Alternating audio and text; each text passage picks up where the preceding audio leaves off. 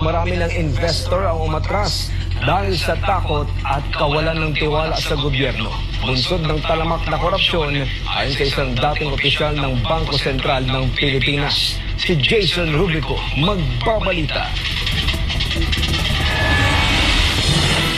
Sa gitna ng mga isyu ng korupsyon at manumayang flood control projects, marami ng investor ang nagdesisyong umatras sa Pilipinas. Ayon kay Cora Guidote, dating head ng Investors Relation Office ng Bangko Sentral ng Pilipinas, patuloy na lumiliit ang tiwala ng mga negosyante dahil sa laganap na korupsyon sa pamahalaan. Marami na nag-pull out.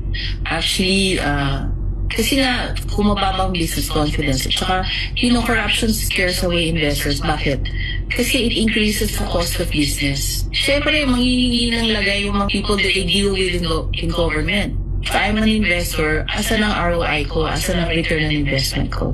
Wala, di ba? So, I would rather invest in other countries where I can make more money and it will be easier for me to do business in those countries. Ayon kay Guidote, sa nakalipas na 3 taon, nagnegatibo ang net foreign direct investment sa bansa. Ibig sabihin, mas maraming kapital ang lumalabas kaysa pumapasok.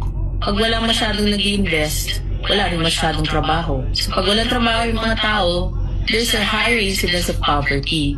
Dagdag pa niya, hindi lang sa mga flood control project at Department of Public Works and Highways umiikot ang issue ng korupsyon, kundi laganap din anya ito sa iba't ibang ahensya ng gobyerno.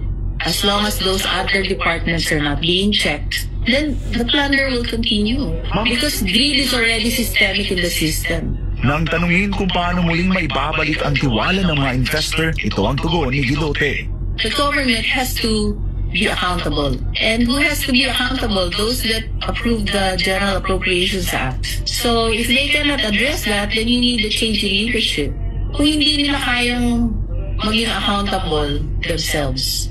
And I think that's almost an impossible demand for them to do because they want to stay in power. So we will have to demand for a change in leadership.